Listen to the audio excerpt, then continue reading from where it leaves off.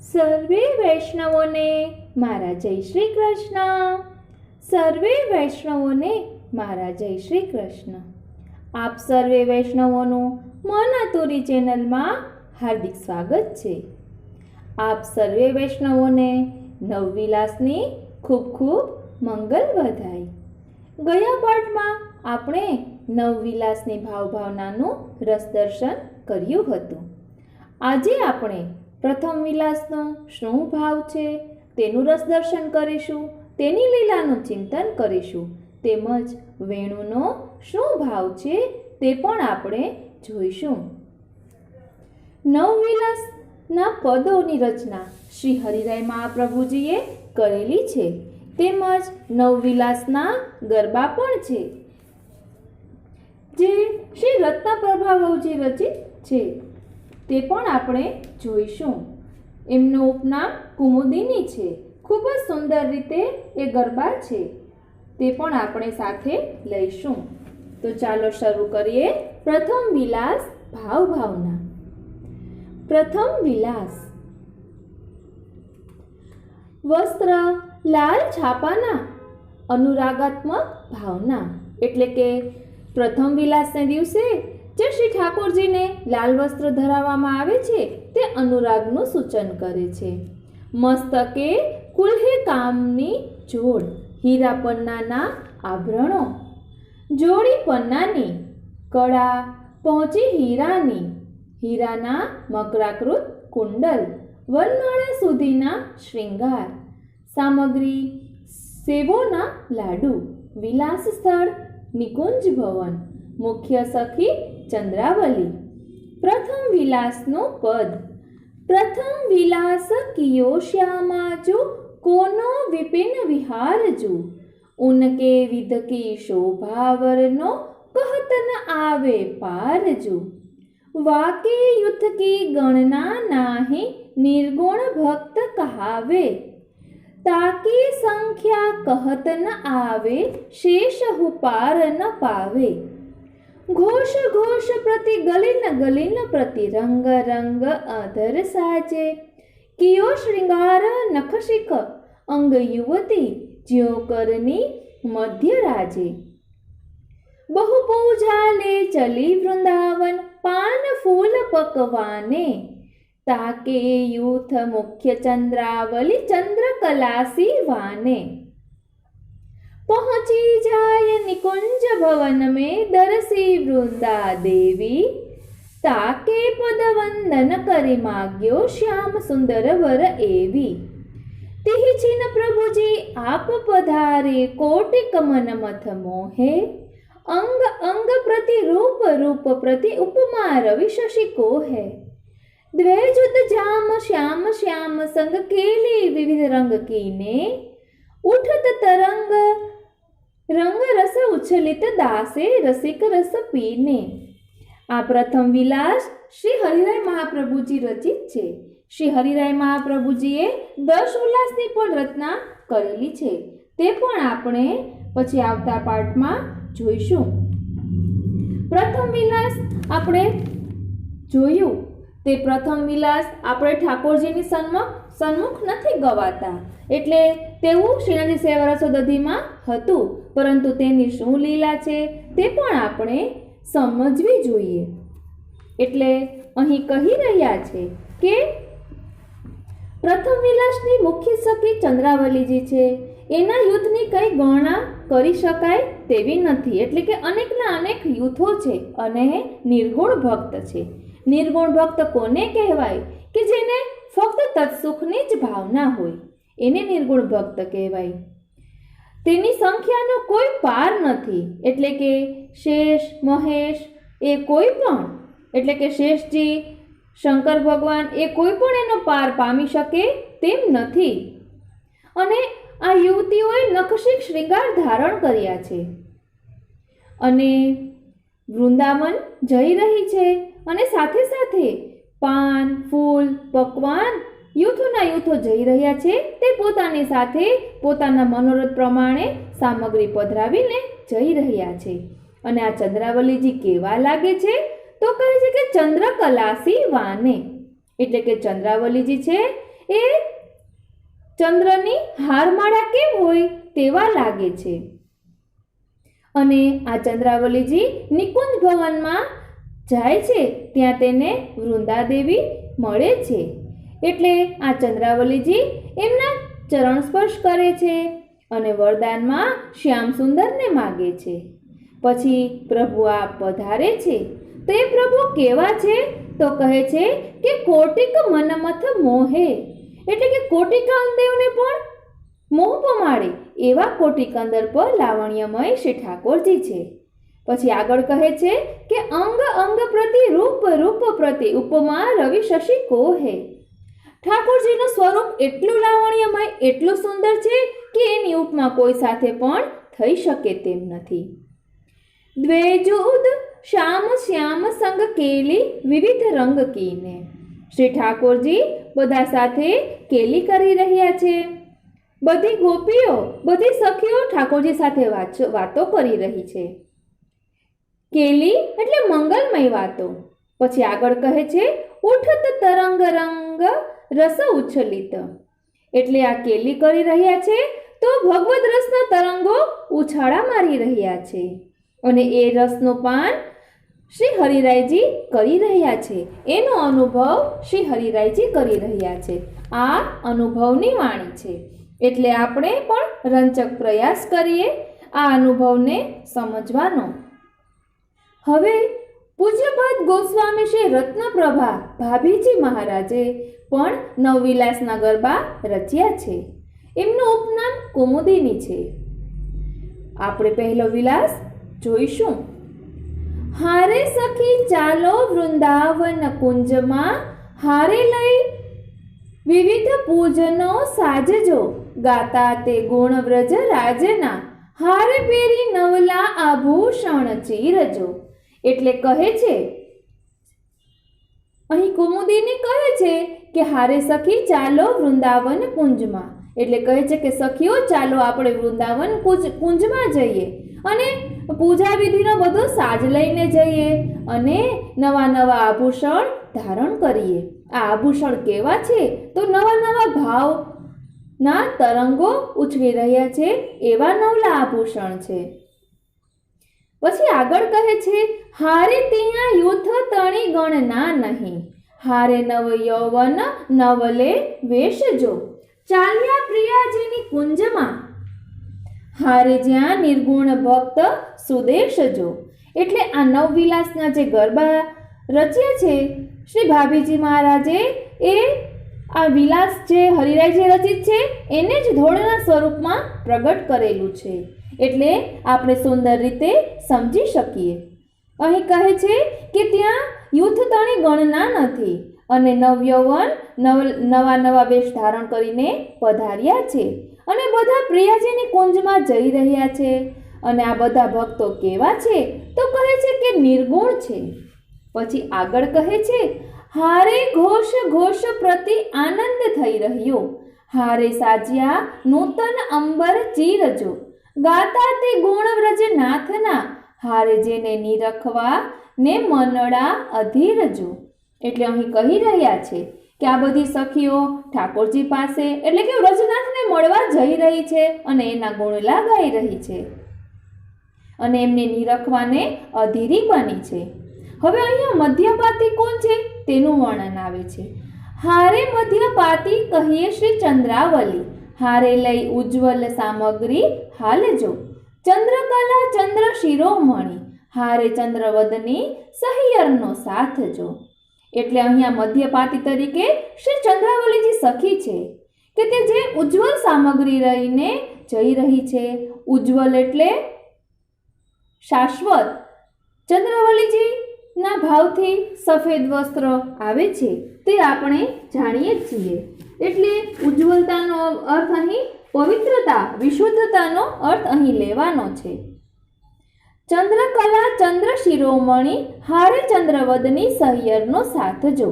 આ ચંદ્રાવલીજી કેવા છે તેમના સ્વરૂપનું વર્ણન કર્યું છે કે ચંદ્રાવલીજી ચંદ્રકલા જેવા દિશે છે અને આ ચંદ્રવદની બધી પોતાની સખીઓ સાથે જઈ રહી છે. હારે કાંઈ ચાલ્યા તે ચાલ ઉતાવળી, હારે જઈ પહોંચ્યા નિકુંજને દ્વાર જો. અહીં ચાલ્યા ચાલો ઉતાવળી કહીને ચંદ્રાવલીજીની આતુરતા દર્શાવી રહ્યા છે કે પ્રભુ મિલનની કેટલી આતુરતા છે. કારણ કે આપણે ક્યાંય પણ જલ્દી પહોંચવું હોય ત્યારે જ આપણે ઉતાવળે ચાલતા હોઈએ છીએ.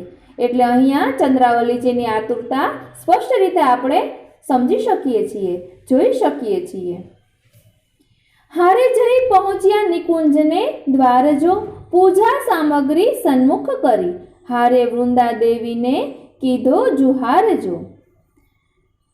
એટલે વૃંદા દેવી એટલે કોણ? તો કહે કે સ્વામિનીજી. એટલે આ વૃંદા દેવી છે તેની સન્મુખ બધી સામગ્રી ધરી છે. પછી આગળ કહે છે, હારે એ તો ગૂઢ સ્વરૂપ યમુના તણા, હારે માગ્યા નંદકુંવર ભરથાર જો. તે જ ક્ષણે પ્રભુજી પધાર્યા, હારે રસ ઉચ્છલિત વિધોણિત નૈન જો. એટલે આ સ્વામિનીજી કોણ છે? તો કહે છે કે હારે એ તો ગૂઢ સ્વરૂપ યમુના તણા. એટલે આ વૃંદા દેવી છે એ શ્રી યમુનાજીનું ગૂઢ સ્વરૂપ છે કે જેણે ભરથાર સ્વરૂપે નંદકુંવરને માગ્યા છે. તે જ ક્ષણે પ્રભુજી પધારે છે અને હારે રસ ઉચ્છલિત વિધોણિત નૈન જો. એટલે નૈનોમાં ભગવદ રસ ઉચ્છલિત થઈ રહ્યો છે. પછી આગળ કહે છે, યુવતી મંડલ મધ્ય આવ્યા, હારે કરી વિવિધ સમાગમ સેન જો. સેન એટલે સંકેત. આપણે કેમ ઈશારામાં કઈ વાતો કરતા હોઈએ તે રીતે. હારે સખી પ્રથમ વિલાસ શ્યામા શ્યામના, હારે નવજોબન નવલા રેશજો. સર્વે સામગ્રી સંગીકૃત કરી, હારે મન મોદિત કરે રસ ખેલજો. એટલે કોઈ પણ પ્રકારનો ઠાકોરજી ખેલ કરે છે તેમાં ભક્તોનું સુખ હોય છે. ખેલ મેં મેલ હૈ. એટલે અહીંયા પણ પ્રભુ આ ખેલ ખેલે છે તો તેમાં પ્રભુની પ્રાપ્તિ આ નિર્ગુણ ભક્તોને થઈ રહી છે. પછી આગળ કહે છે કે હારે ત્યાં આનંદની ગણના નહીં, હારે મહામદન મનોહર રૂપ જો. એટલે કે આનંદની કોઈ ગણના થઈ શકે તેમ નથી. એટલે એટલો પરમાનંદ વ્યાપી રહ્યો છે. અને આ ઠાકોરજી કેવા છે? તો કહે છે મહામદન મનોહર, અત્યંત મનોહર સ્વરૂપ છે. અને આગળ કહે છે કે કુમુદિનીના મનમાં વસો, હારે શોભા સાગર શ્રી યુગલ સ્વરૂપ જો. એટલે અહીંયા શ્રી રત્નપ્રભા વહુજી વિનંતી કરી રહ્યા છે કે આપ યુગલ સ્વરૂપ મારા મનમાં વસો, આપની શોભા સાગર યુગલ સ્વરૂપ જો.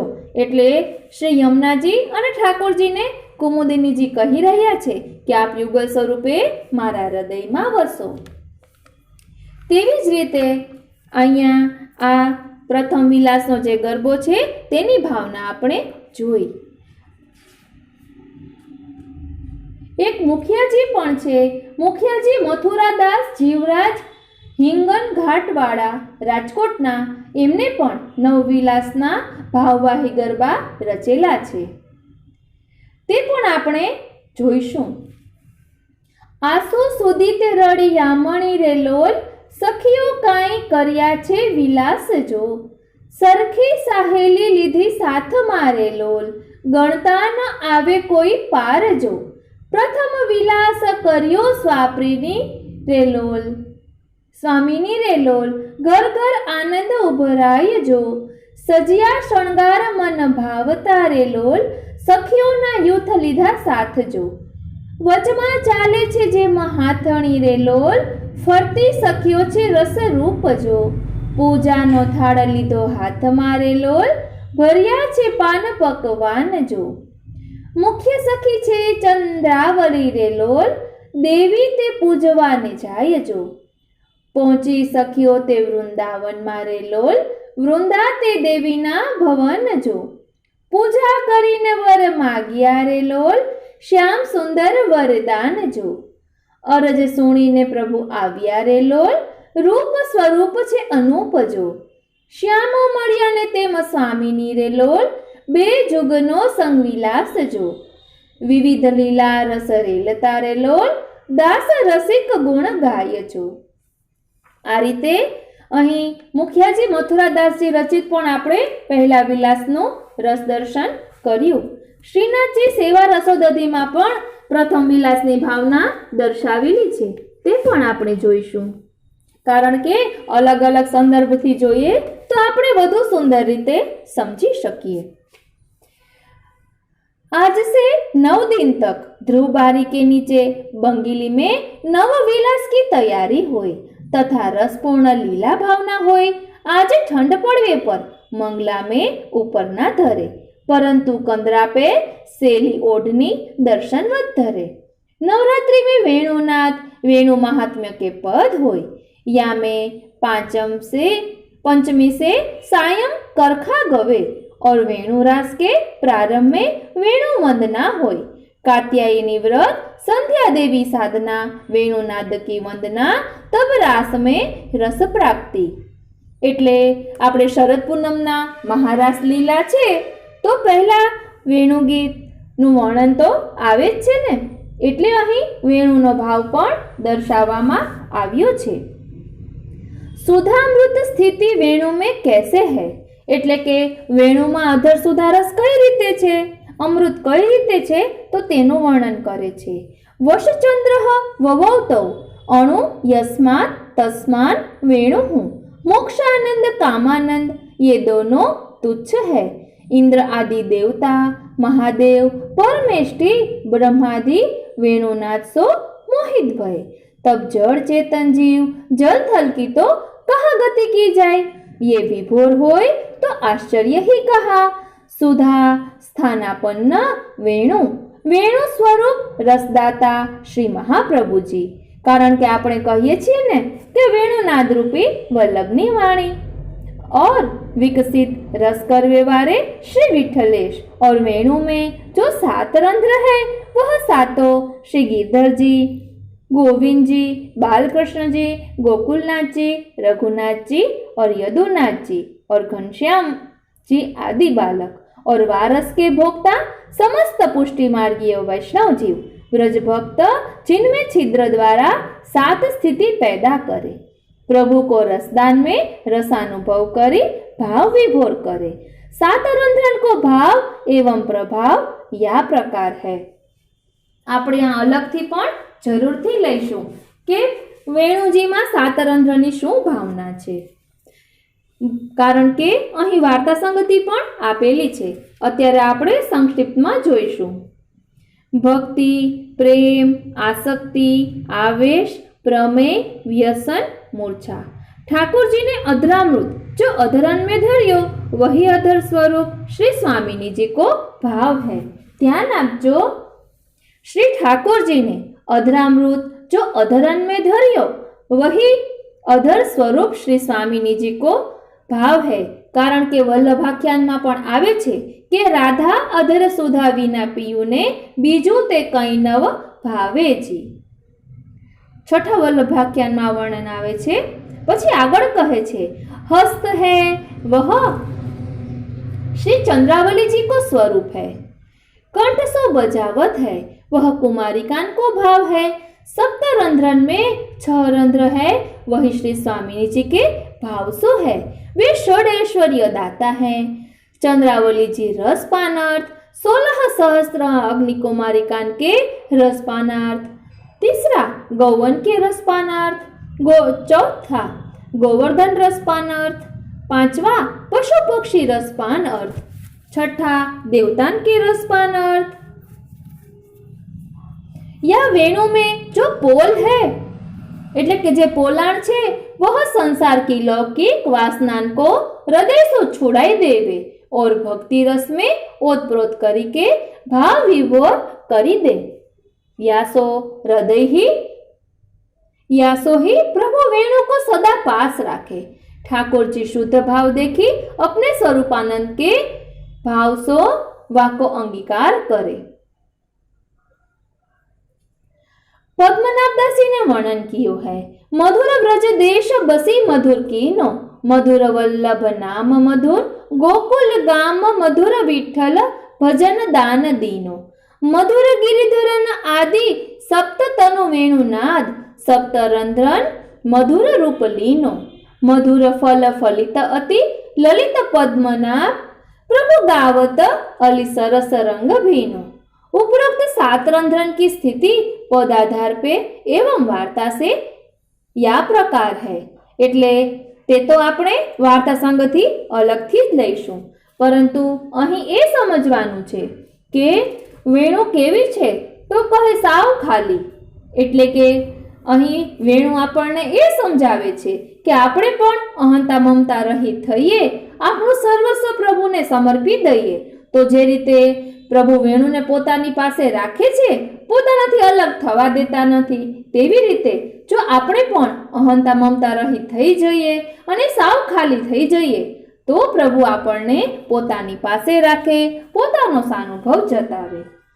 આ રીતે પ્રથમ વિલાસની મુખ્ય સખી શ્રી ચંદ્રાવલીજી છે તેનું રસદર્શન આપણે કર્યું। કારણ કે આ નવવિલાસના 9 દિવસ એ પ્રભુને મેળવવાના 9 પગથિયા છે। જેવી રીતે નવધા ભક્તિ છે, જેમ કે શ્રવણ, કીર્તન, મનન, શ્રવણ, એ રીતે જે નવધા ભક્તિ છે તેનું વર્ણન પણ અહીં મળી આવે છે। એટલે પ્રથમ વિલાસની ભાવનામાં શ્રવણ ભક્તિનું અનુસંધાન લઈ શકાય, કારણ કે નવધા ભક્તિનું પહેલું પગથિયું શ્રવણ છે। તે રીતે આપણે જોયું। આ રીતે આજનો આ સત્સંગ શ્રીનાથજી, શ્રી યમુનાજી, શ્રી મહાપ્રભુજીના ચરણારવિંદમાં સમર્પિત કરું છું। અને આવતીકાલે પછી આપણે બીજા વિલાસની ભાવના જોઈશું। તેમાં વેણુનો વધુ ભાવ પ્રગટ થશે અને સાથે સાથે તેના ભાવમાં જે વાર્તા સંગતિ છે તેનું પણ અનુસંધાન આપણે લઈશું।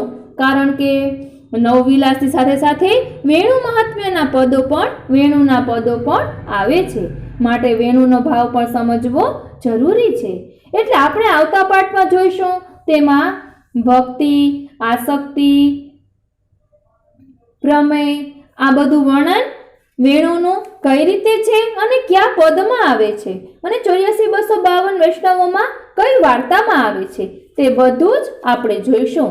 કારણ કે આપણે 7 રંધ્રનનો ભાવ જોયો, એમાં બતાવ્યું છે કે ભક્તિ, પ્રેમ, આસક્તિ, આવેશ, પ્રમેય, વ્યસન અને મૂર્છા, તો એનું લક્ષણ કેવું હોય છે એ વાર્તા દ્વારા આપણે સમજીશું।